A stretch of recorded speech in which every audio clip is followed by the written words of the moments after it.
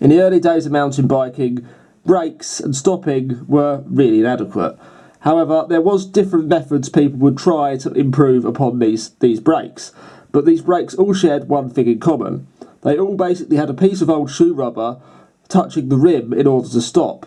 I mean, there are different types. There are centre pull, there are U brakes, and then later on there are V brakes. But none of these were any good compared to the brakes that we have today. And I'm of course talking about hydraulic disc brakes. There's a few early pioneers in the brake industry. Shimano did have the first disc brakes, as far as I can tell, in the 1970s, but these were more for utility bikes. They were a hydraulic brake. They were a single piston brake, but they were not up to the power of mountain bikes, and were never really used on mountain bikes, so that doesn't really count. Other manufacturers like Magura made a hydraulic rim brake. Now, it's still a rim brake, even though it's hydraulic. If you've ever dealt with one of these, they're a bit finicky, they're a bit fiddly, and it's just overall not ideal. We're talking about the first hydraulic disc brake. And without further ado, I'm going to introduce you to the Formula hydraulic disc brake.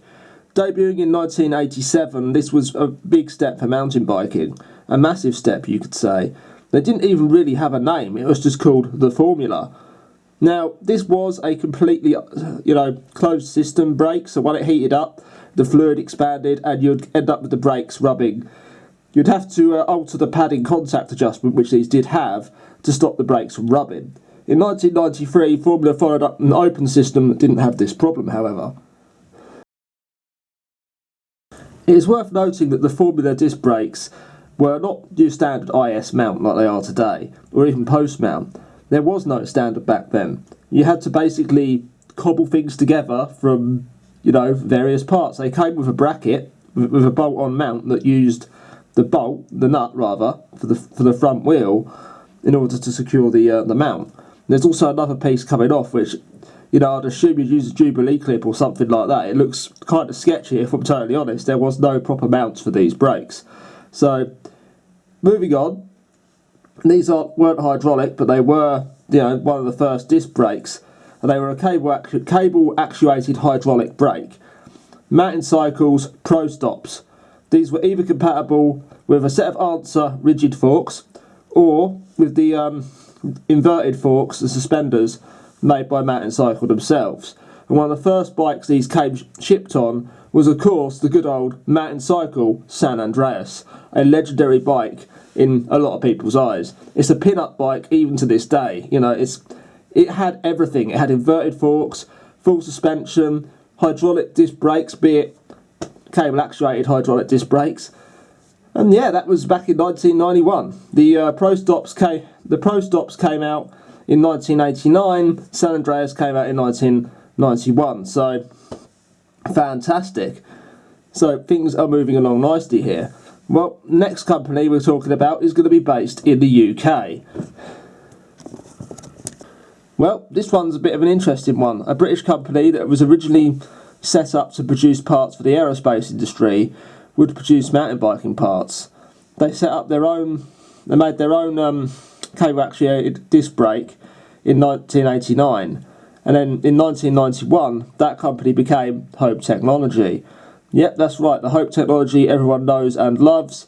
In 1991 made their first cable-actuated, in 1989 rather, made their first cable-actuated disc brake. Later on in 1994 and 1995 they had produced their first fully hydraulic disc brakes and released a set of hubs called the Hope Big Uns.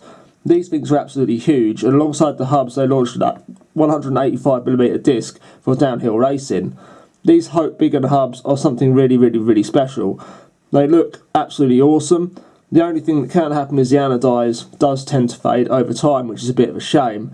So don't leave them in direct sunlight all the time if you happen to have a retro bike with these on. Don't leave it by a window or anything like that. But yeah, fantastic bit of kit. And it's, we all know Hope Technology. It's 1996 and it's AMP Research's go at the disc brake industry. AMP Research made its own disc brakes in 1996, thereabouts. It's kind of hard to find that much info on their disc brakes.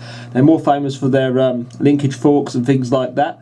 they did an AMP B4 bike that had the disc brakes already built into it, and it looks like it sits on a proprietary adapter, which is obviously proprietary to them. But other users wrote you could use it with the RockShox Judy and as well as the AMP Research forks. So yeah, that's pretty interesting. 1997, and Hayes comes out with their own hydraulic disc brake, the Hayes Mag. This brings hydraulic disc brakes to the masses, especially as Trek and Gary Fisher decided to equip them on their bikes for the 1999 model year. Things were starting to change. Disc brakes were becoming more of a mainstream product and were starting to gradually filter down to the general mountain bike population. There were still quite a few bikes at this point on rim brakes. I mean, they didn't, in my opinion, become really that affordable till around sort of like the mid to sort of late 2000s, so 2004 to 2008, sometime around there. That's when I got my sort of first set of, I got my first bike that came with disc brakes in general. I mean, you still paid extra just for having mechanical disc brakes back then. And it was not, a little amount, it was like a couple of £100. Hope technology would continue to evolve the disc brake scene. In 1999, the Hope XC4 was launched, and at that time, 20 of the top national riders for the UK downhill British Nationals were running Hope brakes. That's the top 20. The top 20 British riders were running Hope disc brakes. I think that says quite a lot for Hope technology and their product right there. So that's pretty cool. We're getting into nearly into the 2000s. So let's carry on. What's up for what's the next big thing? 2001. If you don't have discs, you're at a disadvantage. Mini brakes launched. Hope's first brake designed with form as well as function, playing an important part in its development process, moving back to an open system for XC use, still with no drag. After the first race on the minis, elite XC racer Paul Lesenby claimed at the time, "If anyone asks me to mount V's or discs now, I can only say that if you don't have discs, you're at a disadvantage." Paul clearly knew what he was talking about. See, back then it was still a big debate about whether your discs or V brakes were better for cross country. 2001 was obviously the turning point when disc brakes was getting more and more common. Something happened in around 2003, 2004, which we'll get into a bit later on with another brand. But this is the year 2001. You can see the disc brake snowball is definitely starting to roll. 2003, Hope launches the Mono 6 Ti. This uses motorcycle technology in a bicycle brake. It's a multi-piston caliper, so one caliper with multiple pistons inside of it. Instead of it being one or two, this actually had 6 pistons, so it's a 6-pot caliper, which is pretty amazing on a mountain bike. It offered really good stopping performance, although some say they are finicky to bleed. Been a long time since I've actually done that for set of these, but I didn't find it that bad at the time, if I'm totally honest. It all worked swimmingly, but I suppose it depends how old your fluid is, really. But yeah, that's for 2003. That's pretty high, state-of-the-art technology. This was still using an IS mount though. It wasn't using post mount like the Hayes brakes were. So we hadn't quite got to that stage yet, where pretty much everything today is universally post mount. And some bikes have IS mount on the frame, but you just use an adapter. Yeah, that's changing with more modern bikes though. Post mount is the preferred system today. It allows you to have multiple disc sizes per caliper. So these Hope brakes, you had the brake itself, then you had the mount on the frame with 2 bolts. This basically made it so that each caliper, and they would have a number on them, so number 3 or whatever, would work with a certain disc size. You couldn't just go and swap disc sizes over with easy to use adapters. Yes, you do that with post mount adapters, but these IS adapters, there was some in existence, but they were a bit more finicky, and you had issues with accuracy, because obviously the adapter had to sit flat, and there could be problems with brake squeal and stuff like that. So that's before the days of post mount. So that was one of the big advantages with post mount is you can just simply run an adapter that works, and it's you're a lot limited per the caliper size, if you will. Because that was the thing with these older calipers, you had certain numbers matched up to a certain disc size. But yeah, that's 2003, still fairly ahead of its time, still a really cool bit of kit, and still totally usable if you have IS mounts on your frame.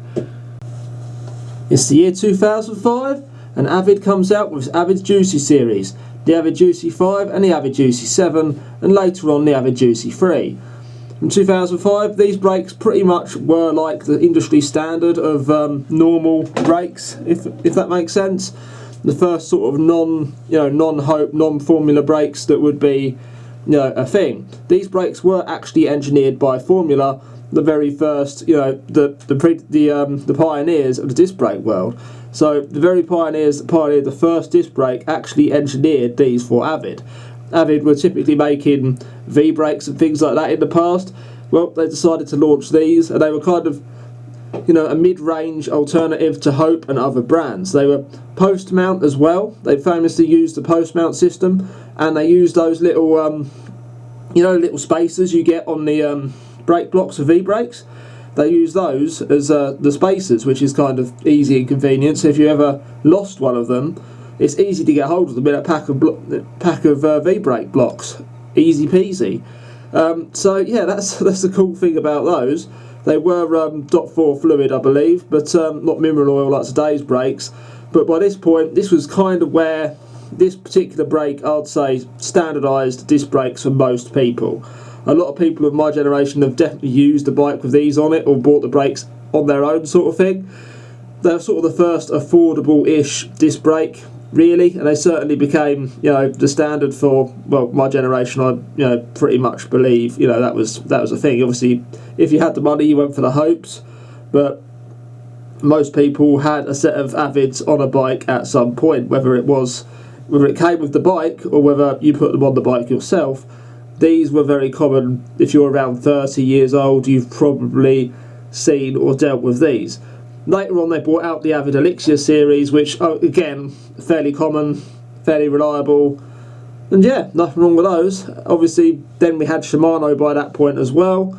They were making, their disc brakes, no problem with that, they worked fine, but that was not really early enough for this video. They seem to be, anyone can post a picture of some early Shimano disc brakes, that'd be nice. I couldn't really find anything older than around 2008, apart from those original ones from the 1970s that were on the touring bikes. So, old XTR. I was hoping to find an old XTR mountain bike disc brake, which I just didn't seem to be able to find anything on Google. I assumed they would have something around the year 96, 97. But no, they didn't appear to have, which is kind of strange. So right, that concludes part one.